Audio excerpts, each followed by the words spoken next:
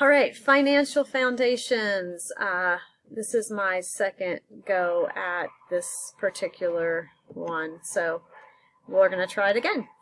I tried to show a little YouTube video at the beginning, and I think that's what, then it gave me some trouble because it was recognized as being someone else's content.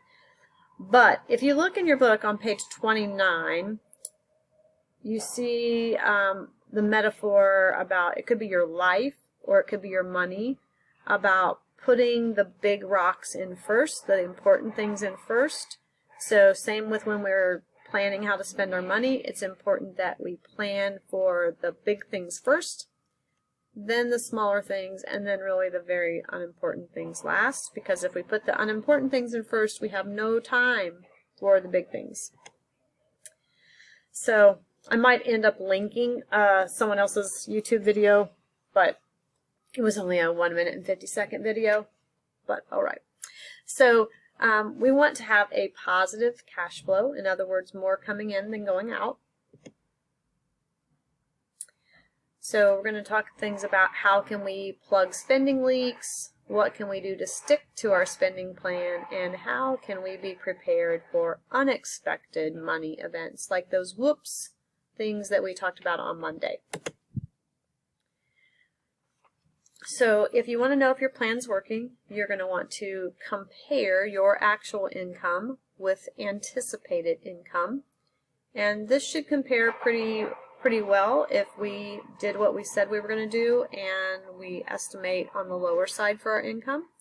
And also do the same with our actual spending and our planned spending.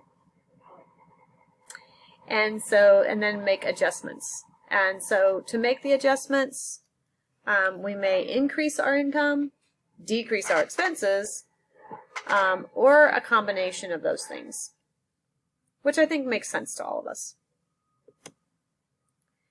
So getting a bigger bucket is the increasing income. So these are just some ideas of ways besides getting an official second job or increasing your hours at work, some things that you might be able to earn a little extra money. And again, keep in mind that the book was also written for high school students. And then, of course, plugging our spending leaks and looking at some of your spending habits. Some of you have some great, awesome habits, and some of you were very transparent, and I appreciate that, about some of your maybe not so great habits of overspending, particularly on children or on fast food, those kind of things. So slow and steady drips, would be the ones where, sure, it's only 50 cents or it's only $30, but if this is happening every day, every week, then it is going to add up. So laziness penalties. This is if you stop at the ATM that's closest, but it's not really part of your bank, or you get parking tickets because you just want to park closer to that building on campus, or buying something just because you left something at home and so then you just bought a new one. Could be late fees on maybe library books or game rentals, something like that. And then needless things. So things that you're really not using, like maybe you bought it but you never used it. If you have books or magazines or subscriptions, things that we sign up for, or memberships that we sign up for, and maybe we realize we're not really using it. So that can be a big money leak. Carelessness fines. So maybe you're a person who has sat on your sunglasses 5 times. So maybe we need to start being more careful about that. A fee, maybe you went over your credit limit, or you're just forgetting to pay things on time and you end up with extra fees. Not that you don't have the money, but that you just lose track of time. And then, sometimes people just shop.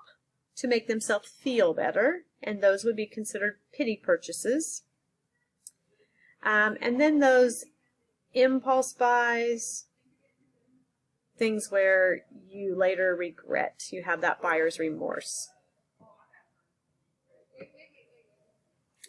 So you want to be sure that you are in control of your money, your cash flow, not that your cash flow is controlling you. So it's pretty natural, but and there are things that we have to just accept, that prices have gone up. Maybe you don't have the same job. But as we face those new realities, then we need to accept responsibility and then show restraint as we proceed forward. So having a plan and sticking to the plan.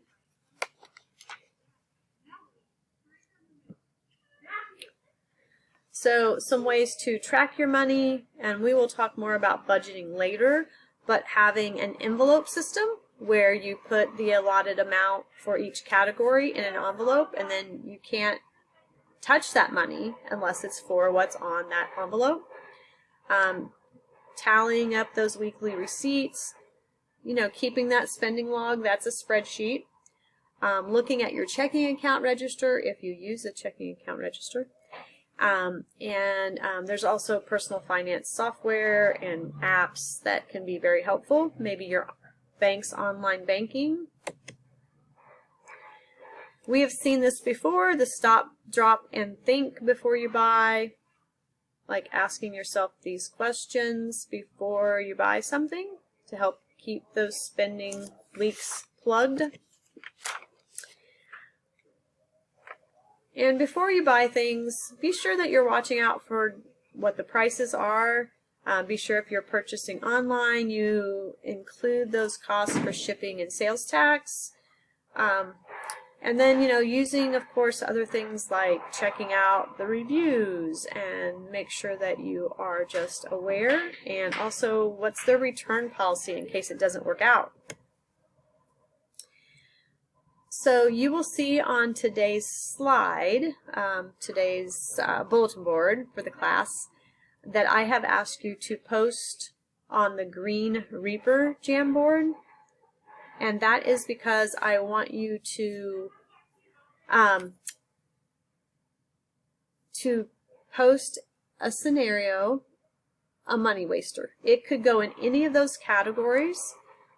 This top example would be a laziness category. Okay, so owing the library $12 in late fees. You don't have to categorize it, but thinking about some of the things I mentioned there may help you with another example. So you're just going to put that on a sticky note on the Jamboard. Jamboard link will be to the right again. So when life changes, your spending plan will also need to change. So these are just some situations. Of course, if your income increases or decreases, or there are changes in your expenses, but also if your goals change. And your goals may change because you achieve a goal and now you don't need to save money for that anymore. So Michael here, he works more hours in the summer, and he also already bought new tires. So in this case, for Michael, we see a big jump in his estimated income and a decrease in his savings for tires. But Michael is planning to go to college this fall, and so we would want to make sure that Michael is saving more for college.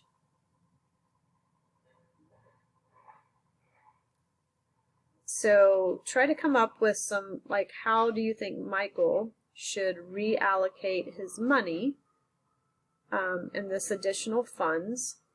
If he is working more, he might need more money for gas because he may be driving to work more often. It may also mean we need to allow him to spend a little more money for food because maybe he's going to be eating away from home if he's working. But particularly we would want to plan for Michael to increase that college savings especially from 0. So you're going to take some time to reflect on your own money management habits. And that lesson for Financial Foundations for your class is Money Management Skills and Action Plan. So when you look at that, you're going to open it with Google Docs, of course, and then you're going to score yourself a 5 being always, down to a 4, 4 for usual, etc., down to 1 for never. And it's okay if there's some of these things are never, okay? I mean, you're just starting out. It's just, this is a baseline, but you're going to score yourself from 1 to 5 in these 20 categories. Once you have opened this in Google Docs, when you open it up, well, if it opens for me, you can type a number to the left of each one of these. So you're going to type a number 1 through 5 to the left of each one of those. And then you're going to give yourself a total score and put the date on here. Unlike Maya's thing, it will not automatically total your score. Okay, so you do have to add up your 20 numbers. The biggest is 5, so it's not going to get too big. And then please, there is some space, but there is more to do. So this kind of walks you through up here in bold. So to know for sure what I want, if you look at the back page, you will see how I'm going to grade this. So you're going to assign a label that clearly represents how you rate your current ability to control your cash flow. So that's this inserting an adjective here. All right, so you need to put in a descriptive word. I think I do a horrible job. I think I do a fantastic, whatever. Describe the job you're doing managing your money, and then you're going to add a sentence that explains why you think that. So that's number 1 and number 2. You're going to cite 2 examples of what you do well to control your cash flow. So up here, what I do well, you need at least 2 examples.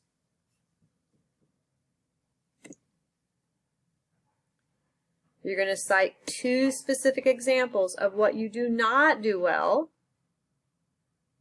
And then you're going to predict the potential consequences if you don't change those things that you do not do well.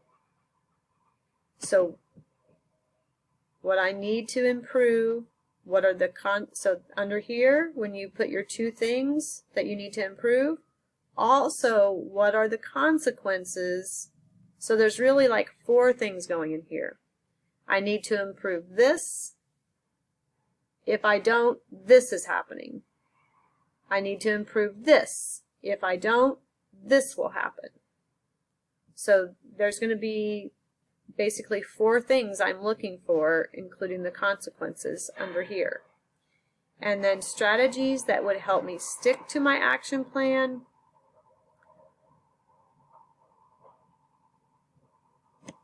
So at least 2 strategies.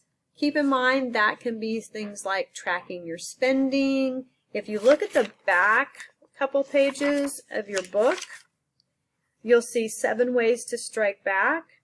And there's some good ideas on there about looking for discounts.